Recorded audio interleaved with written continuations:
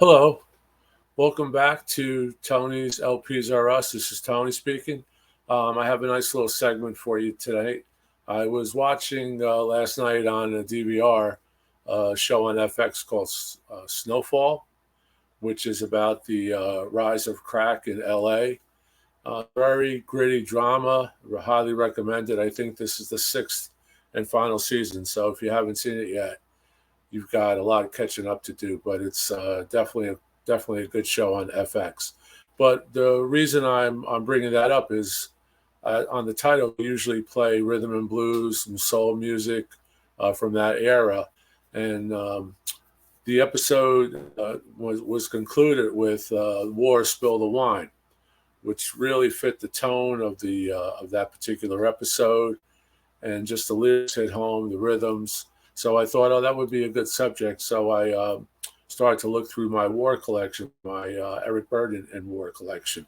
Now, Eric Burden named the band War, he said, because he wanted to attract attention. It was the opposite of the anti-war hippie sentiment. So he just named it War, and the rest is history. The band stayed with War after he left in 1970. He left the band. But originally, the band was called the Creators. It was formed in '62 with let me see here who's on the band at the time. It was Howard Scott, Lonnie Jordan, and Harold Brown.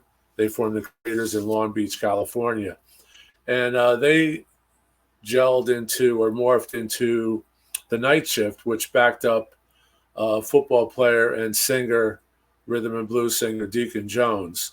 So they were later seen at a club in I guess in West LA or Long Beach, LA, by Jerry Goldstein, who was a big record producer. He had produced "Hang On Sloopy," "I Want Candy," some other big titles like that. And he knew Eric Burden. Eric Burden had just left the Animals and was ready to go back to Wales or back home and go into coal mining. He had no direction. But Goldstein said, check out these guys. They're really good. I think they would gel with you. You've got the right temperament. You love rhythm and blues. You love soul music. And these guys on all cylinders. They play funk, jazz, rhythm and blues, Latin, rock, psychedelia. So they were actually a jazz fusion band, jazz rock fusion band before it was even popular.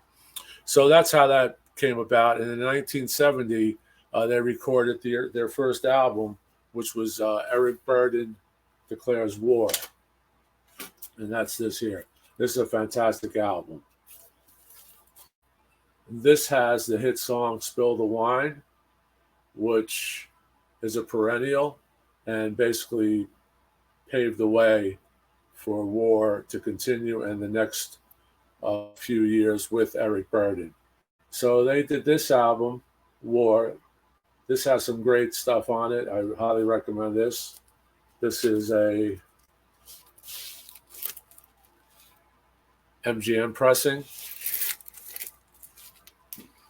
And then we go on to their next album, which I really love, which is a double. And that's this album. The Black Man's Burden, Eric Burden, and War. And this is a double album. It has some unbelievable jams on it. They do a version of the Stones, Painted Black, which is incredible. It's one of my favorites. They also do on here Beautiful Newborn Child, Nights in White Satin from the Moody Blues, Nights in White Satin, which is incredible. Pretty Colors, Home Cooking, They Can't Take Away Our Music. And this is a gatefold. And the gatefold is pretty cool. That's why it's not the cover. It's the inside gatefold, as you can see. This is also MGM. If you ever see this, pick it up. This is sonically super. MGM's pressings were always very good. And then we have, like I said, during the tour I wanted to say this one thing, though, which is very important.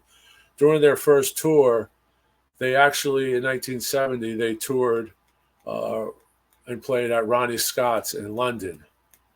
And Ronnie Scott's is the famous jazz club, but they also did rock. I think Quadrophenia was debuted there by The Who, etc. So they played Ronnie Scott's, and on the second set, at the end of the second set, around a half hour in, Jimi Hendrix got up and jammed with them. I'm not certain that there's any recordings of that, but I'm sure you know about it. But anyway, that was September 16, 1970. The next night, Jimi Hendrix was found dead at his girlfriend's apartment in Notting Hill in London. So that was the last public performance of Jimi Hendrix, was with the band War with Eric Burdon. And Eric Burdon was very good friends with Jimi. It was also, I remember reading that Eric was at the house at the time or prior to Jimi going to sleep and then passing out and passing away, which was unfortunate at the age of 27. So he's part of that 27 club. But that's my little connection with the band War, Eric Burdon, and Jimi Hendrix. His last known performance, public performance, was with War at Ronnie Scott's in London. So Eric leaves the band. War comes out with a few albums. Their third album, I believe, The World is a Ghetto, went to #1 and was the #1 album of Billboard in 1973. This is a great album, and this has all the hits on it. Cisco Kid, City Country City, Beatles in the Bag, The World is a Ghetto. This is unbelievable. This is a super, super album. And these are on UA. That's the UA 10 label. These are a great sounding record.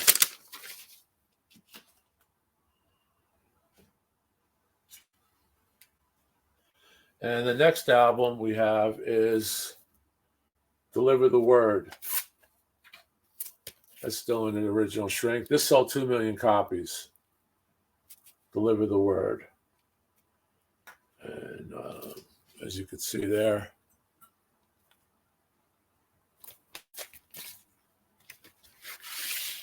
has a nice inner.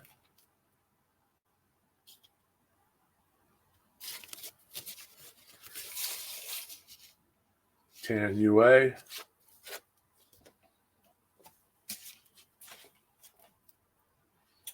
Next, we have War's Greatest Hits.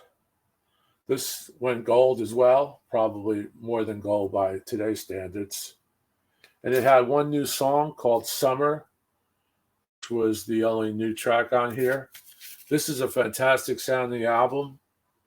It's a greatest hits. Apparently, they had use of the original master tapes, and you could tell.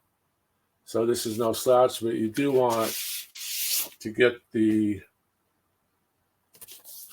tan UA, and that's the original inner.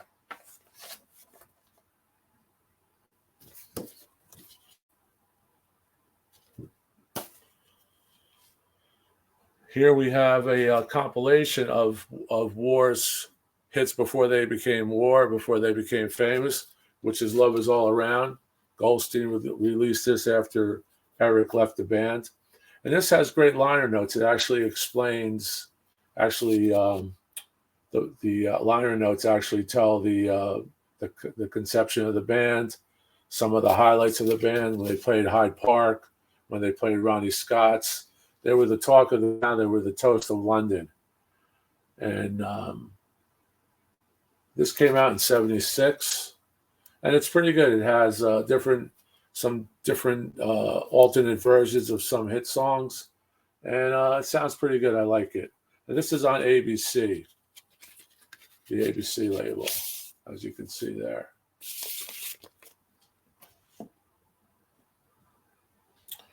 And then we have an interesting one. This is on Blue Note. So we have War Platinum Jazz on the Blue Note label. This is a one-time only label for War. And it's a gatefold. This is mostly instrumental. but has some great tunes. Really sounds good. I'll show you the label. I haven't played this in a while, so I have to get back to my roots and check this one out. There's the Blue Note sleeve, inner sleeve. And it's another little trivia that War was actually on Blue Note, the famous jazz label. And I have this one, Galaxy, which War started to get into a space mode, space theme. This was Galaxy.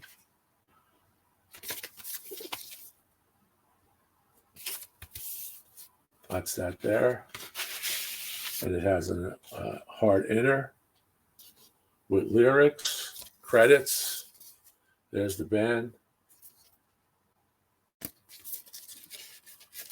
And this is on MCA. So they jumped around quite a bit. They actually, I believe there's one member still, original member still touring with War. And here's an interesting one, which I picked up a few years ago. War Live.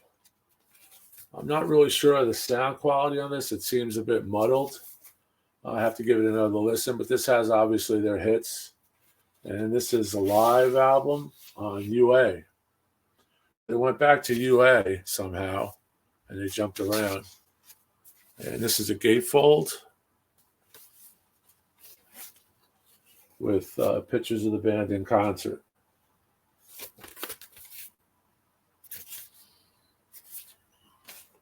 And I'm just going to show really fast Lee Oscars, the harmonica player. I believe he's Danish. He had a solo album, which is really good. Really sonically well done. This is on UA.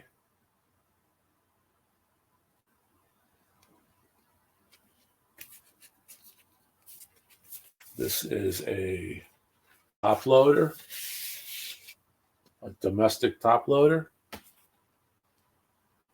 And here we have the inner with credits.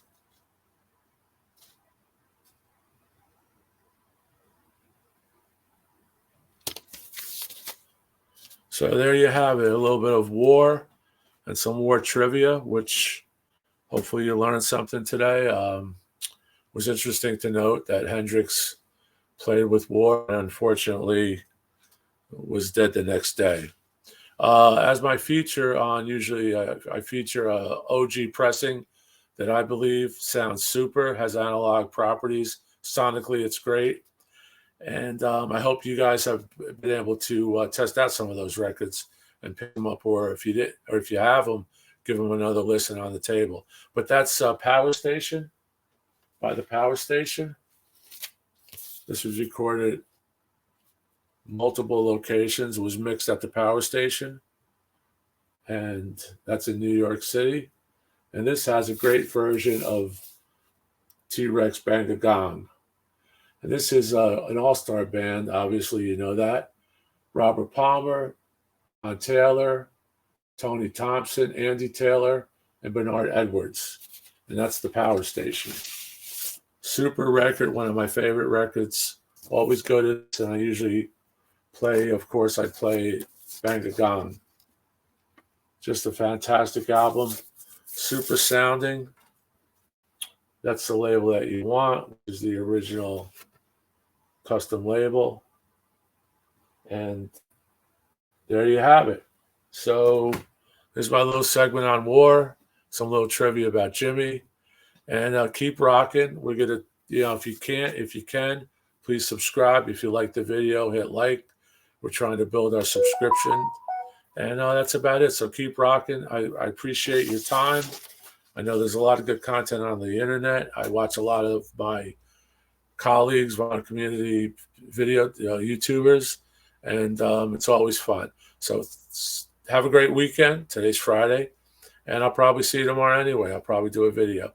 Thanks a lot. Keep rocking. Tony's LPs are out. Ciao.